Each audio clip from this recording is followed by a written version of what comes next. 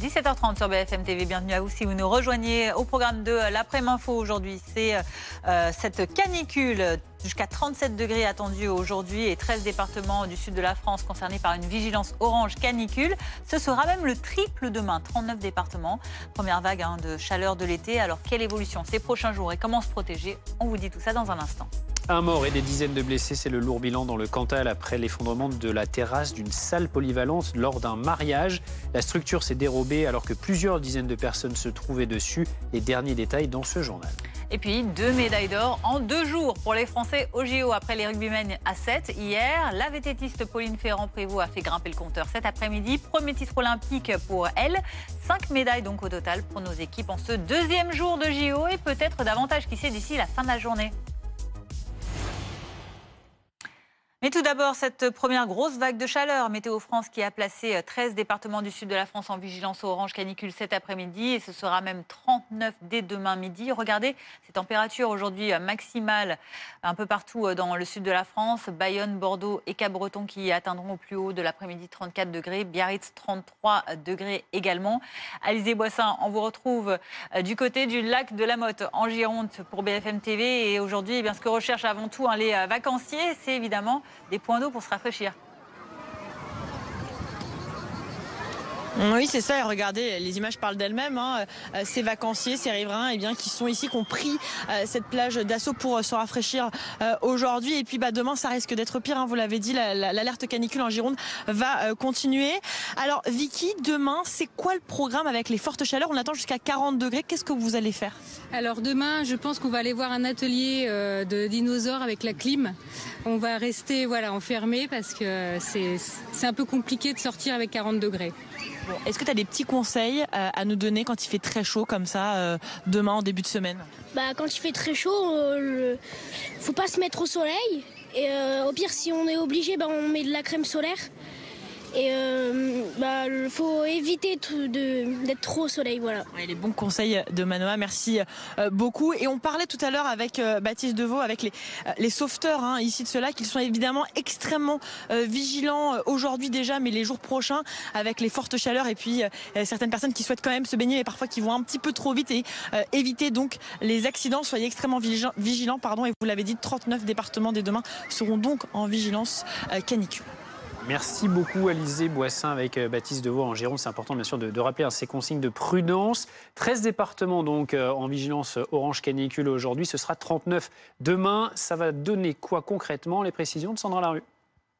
En effet, on a cette première vague de chaleur qui s'installe. C'est la première, c'est-à-dire qu'on a plusieurs jours consécutifs et plusieurs nuits avec des températures bien supérieures au normal de saison. Donc actuellement, en effet, depuis midi, nous avons 13 départements placés en vigilance orange.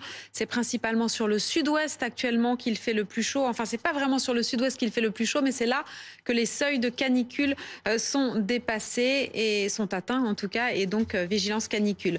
Les Deux-Savoie également et la Haute-Corse. Mais actuellement, c'est plutôt sur le Var et l'intérieur du Var qu'il fait le plus chaud. On frôle les 40 degrés actuellement dans l'intérieur du Var. Ça, c'est la carte pour demain. Donc, vous voyez, c'est toute une bonne moitié sud, à l'exception de quelques départements, notamment le Var, les Bouches-du-Rhône, qui restent à l'écart, mais qui sont en jaune. Donc, il va faire quand même très chaud, mais les seuils ne sont pas atteints pour le déclenchement de la vigilance canicule. Donc, canicule, ça veut dire que pendant 3 jours et 3 nuits, au minimum, les températures restent très élevées et ce sera le cas. En fait, ce qui se passe, c'est classique. On a cette dépression au large du Portugal, on a des hautes pressions sur le pays et résultat, cette dépression au large du Portugal fait remonter de l'air très chaud, une masse d'air chaud en provenance du Sahara, d'où peut-être ces poussières du Sahara qu'on risque d'apercevoir peut-être dans ce voile nuageux, et il en sera question tout à l'heure parce que ça pourrait changer un tout petit peu les prévisions, mais vraiment de très peu de degrés. Voilà cet après-midi. Donc ça se met en place par le sud-ouest. Les valeurs attendues sont celles-ci. 36 degrés, ce sera pour Toulouse. 34 à Bordeaux. Donc là, ces départements sont placés en vigilance orange. 35 degrés, c'est pour Marseille, dans la vallée du Rhône également. Et puis ça monte aussi du côté de Paris. À Paris, on avait 19 degrés seulement samedi. On en a 26 cet après-midi. Donc ça grimpe et ce n'est qu'un début. Puisqu'a priori, la journée la plus chaude, ce sera demain en termes d'intensité pour la journée de lundi lundi, celle de mardi aussi sera bien chaude. Donc vous le voyez, sur le sud-ouest toujours, on monte encore d'un cran, hein, localement 40 degrés attendus. Ça s'étend sur cette large moitié sud qui sera donc désormais placée pour la plupart des départements qui seront placés en vigilance orange. Mais ça monte aussi sur le nord, hein. On atteindra les 30 degrés. Par exemple, à Paris pour demain après-midi, voilà dans le détail ce que ça va donner. La pointe bretonne reste à l'écart avec 27 degrés. Et puis ça continue, c'est pas fini. Des nuits aussi, hein, qui seront difficilement supportables, et notamment la nuit de mardi à mercredi et celle de mercredi à jeudi par endroits, et notamment sur le sud-ouest. Le mercure ne descendra pas plus bas au plus frais, en dessous des 25 degrés. Donc des nuits vraiment difficiles, il n'y aura pas d'air. Ce sera vraiment inconfortable. Et vous le voyez, la chaleur monte encore et se généralise pour la journée de mardi. On atteindra les 35 degrés dans Paris, 35 degrés intramuros, donc ça risque d'être étouffant, évidemment. A priori, ça ne devrait pas trop durer, mais vous le voyez, la chaleur, si elle baisse un petit peu d'un cran dans le sud-ouest, elle s'étend sur le centre-ouest, sur la région centre et notamment du côté de Bourges. On attend jusqu'à 38 degrés. Et puis donc, je vous le disais, on a cette poussière du Sahara qui arrive et qui risque de changer un tout petit peu la donne. Et on attend surtout les orages pour faire baisser les températures qui commenceront à baisser doucement à partir de mercredi. On fait le point sur ces conséquences de la chaleur sur nos organismes avec notre invité médecin. Bonjour Pascal Charbonnel, vous êtes médecin généraliste. Merci d'avoir accepté notre invitation. Alors expliquez-nous déjà ce que ça peut faire, hein, cette chaleur extrême, cette vague de canicule, c'est plusieurs jours de chaleur sur l'organisme.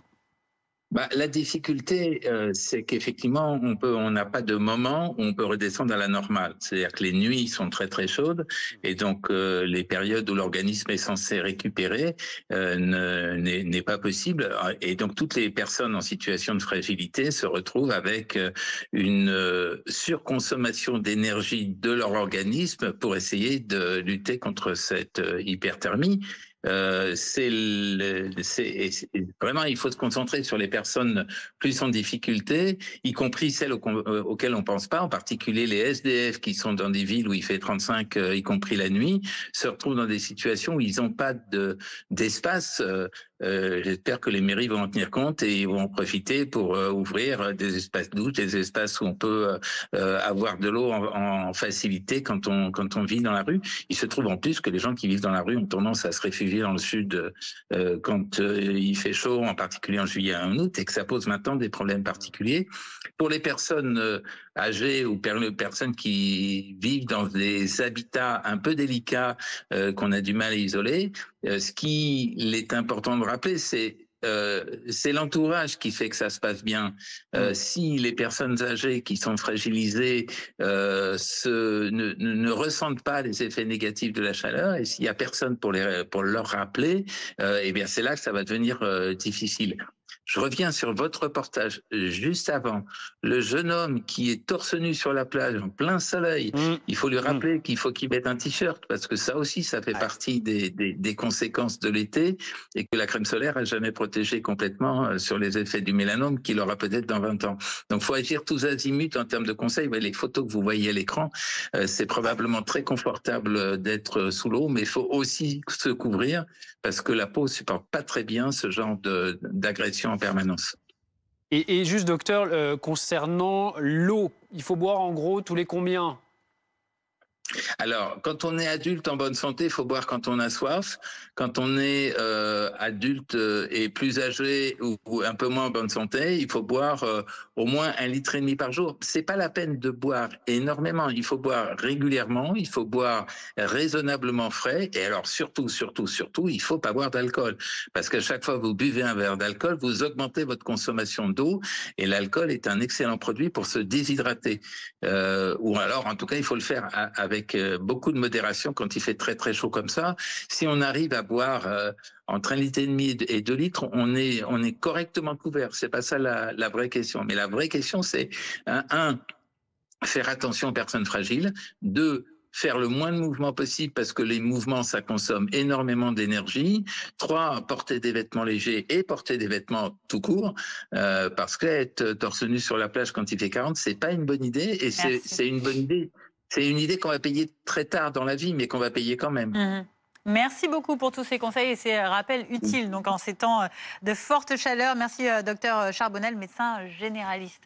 Alors, on en vient à présent dans l'actualité à cette fête de mariage qui malheureusement a viré au drame hier dans le Cantal. La terrasse d'une salle communale du petit village de Saint-Pierre s'est effondrée lors d'une réception. Bilan, une femme a perdu la vie. 4 autres personnes ont été très gravement blessées. Les détails de Fadil Baya et Mathias Arez. La salle des fêtes de Saint-Pierre accueillait une centaine de personnes lorsque le drame est survenu. Vers 18h15, la terrasse s'effondre subitement sous les pieds de plusieurs dizaines d'invités au mariage. L'accident entraîne la mort d'une des convives. La victime est une femme de 69 ans qui a fait un arrêt cardiaque et n'a pas pu être réanimée par les secours. Au total, le drame a fait une quarantaine de blessés, 4 sont en urgence absolue et 35 en urgence relative. Alors les 4 blessés graves ont été héliportés. Il y a eu quelques rotations avec d'autres blessés aussi qui ont permis en rapidité aussi d'évacuer des gens un peu plus lourds sans être des blessés graves. Et après le reste a été tout évacué par soit des ambulances du SAMU, soit des ambulances du CODIS. Une cellule psychologique a été mise en place dans le village. Cette femme qui a apporté son aide témoigne de l'état d'esprit des victimes. Ils étaient sous choc, ils ne comprenaient pas. Et d'ailleurs, personne n'a compris. On vient là pour un mariage, pour s'amuser. On ne vient pas pour qu'il y ait des problèmes comme ça. Le maire de la commune affirme que la salle est régulièrement inspectée. Pareil événement, je vous avoue que je m'étais pas venu à l'esprit, pas du tout. Il y avait une commission de sécurité, oui, bien sûr, de façon régulière. C'est sûr qu'on est tout cœur avec tous ceux qui ont subi ce choc-là. L'origine de l'effondrement reste pour l'instant inconnue. Le parquet d'Aurillac a ouvert une enquête pour homicide involontaire et blessure involontaire. La salle est désormais sous scellé. Les investigations ont été confiées à la gendarmerie de Mauriac. Dans l'actualité également, les JO, 2e médaille d'or pour la France. Ça y est, en 2 jours de compétition. Après les rugbymen hier, la vététiste Pauline Ferrand-Prévot qui s'impose, qui décroche son premier titre olympique à 32 ans. On va voir le tweet d'Amélie Oudéa-Castéra, la ministre des Sports démissionnaire. Regardez, la délivrance, l'or olympique. Et haut la main pour Pauline Ferrand-Prévot, enfin un titre à la hauteur de son immense palmarès. Elle n'oublie pas aussi Loana Lecomte, autre Française qui a malheureusement chuté. Amélie Oudéa-Castéra, qui était tout à l'heure notre invitée et qui a rendu hommage donc à Pauline Ferrand-Prévot. Absolument, et puis la première en individuel, et on est forcément très très content pour Pauline parce que c'est une championne exceptionnelle. Elle avait gagné de nombreux titres mondiaux, mais il lui manquait ça, il lui manquait une immense réussite comme ça aux Jeux Olympiques. Elle le fait à la maison, elle s'était préparée d'une manière absolument exemplaire, à tel point qu'elle disait tout à l'heure en sortant de sa course, j'étais un robot, j'étais tellement préparée, j'étais tellement engagée, tellement concentrée que voilà, ça ne pouvait pas lui échapper. Elle a vraiment gagné cette course haut la main, c'est extraordinaire. On est très très heureux pour elle. Voilà, qui porte à notre compteur, donc provisoire, à 5 médailles en 2 jours à peine. C'est un beau palmarès, un beau compteur donc pour la France, avec donc cette première médaille en or, vous en rappelez, forcément remportée hier par nos rugbyman à 7, Antoine Dupont, ses coéquipiers, vainqueurs des Fidjiens, pourtant double tenant du titre. Un score de 28-7 hier dans le Stade de France, et ça valait bien, une petite danse de la victoire. Thomas Zinski. Bien aimé cette danse. Ouais. Voilà ce que l'on appelle une entrée en scène réussie. Quelques pas de danse devant 5000 supporters euphoriques. Et c'est tout le Club France au Parc de la Villette qui célèbre dans une ambiance exceptionnelle ses premiers hommes en or aux Jeux de Paris. Merci Dupont, merci Tony. Allez la France, allez les Bleus. J'ai pleuré en novembre quand on perd à la Coupe du Monde. Là, c'est une revanche exceptionnelle. C'est la première médaille d'or. Incroyable. Trop d'émotions. Surtout le rugby à 7, ça va hyper vite. Il y a un stress immense. Paris tenu par des Bleus à nouveau portés par le génie d'Antoine Dupont en finale. La France écrase les doubles champions olympiques en titre fidjien 28-7 et siège pour la première fois de son histoire dans la discipline sur le toit de l'Olympe. Il n'y a pas beaucoup de gens au début du tournoi qui ont cru en nous. Mais là, Jérôme nous a dit médaille d'or, médaille d'or, médaille d'or, médaille d'or. Incroyable. C'était incroyable. Je pense qu'on ne s'en rend pas compte encore. Mais forcément, on est champion olympique et c'est juste magique. Compteur débloqué, rêve réalisé. De quoi donner des idées aux filles pour leur entrée en lice aujourd'hui face au Brésil. Et pourquoi pas couvrir à nouveau le Club France d'Or mardi soir.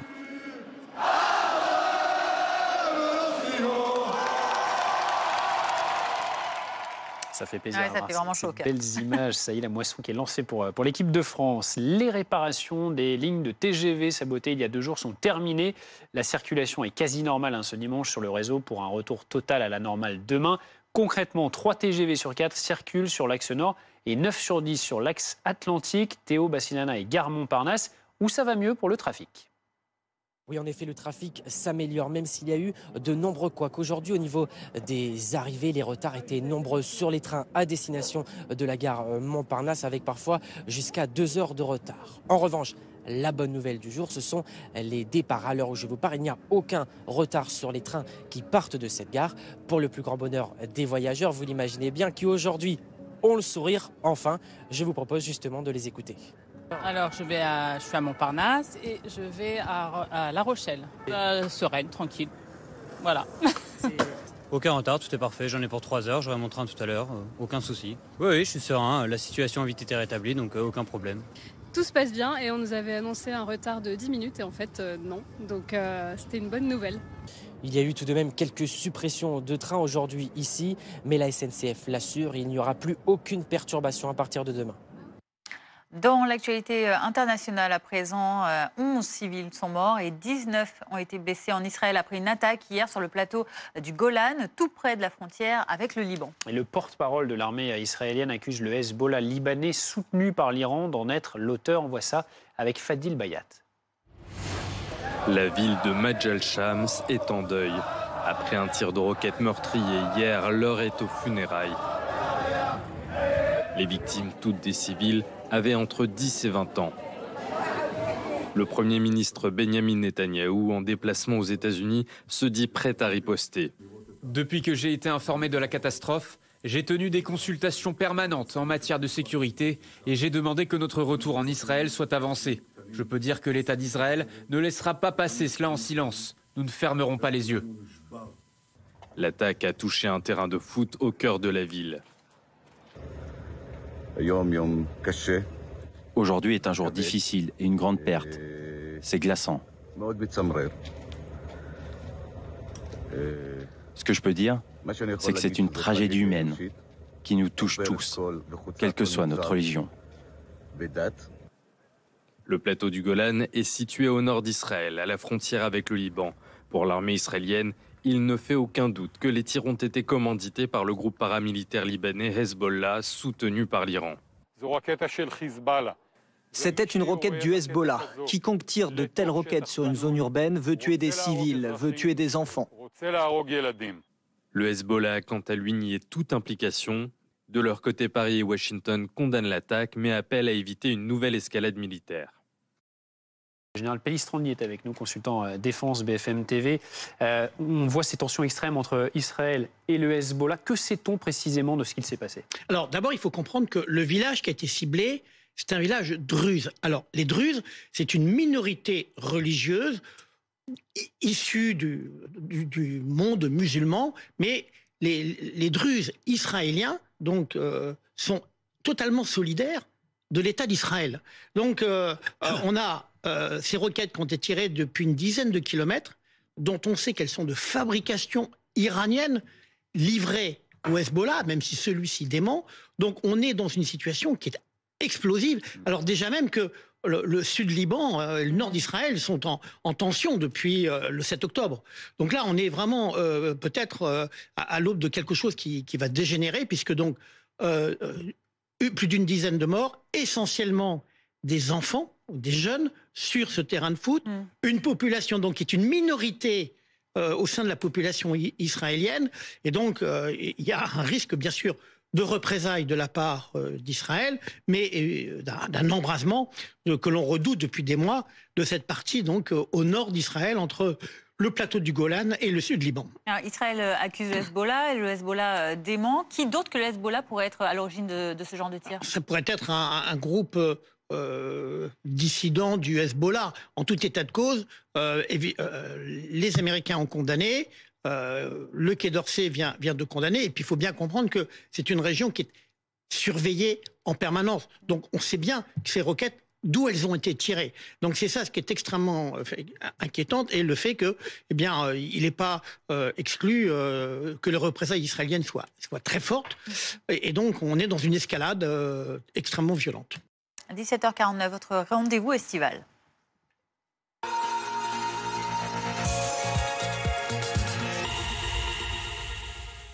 Et on retrouve notre recette du jour avec un chef. Aujourd'hui, c'est Bérangère Fagard qui accueille notre Candice Mahout dans ses cuisines au restaurant Célune à Paris pour une entrée très fraîche et de saison. Gazpacho, pastèque, feta et menthe. Derrière la caméra, c'est Sébastien Rioux.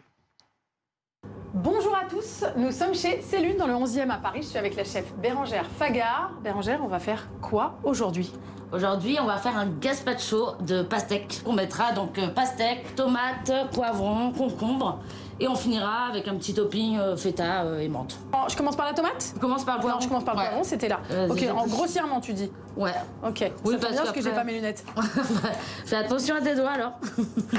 Est-ce que c'est assez grossier là? Ouais, c'est très bien. Ok, génial. Hop, on va tout mettre dans la cuve direct. Attention. Allez hop, zou. On va d'abord faire un quartier. D'ailleurs, pour être plus stable, c'est plus facile de la mettre comme ça. Voilà. Et puis après, comme un petit melon, quoi. Voilà. On se dit qu'on en met plus que le reste, parce que c'est quand même un gazpacho de pastèque. Oui, de pastèque. Donc là, je mixe à fond. C'est parti.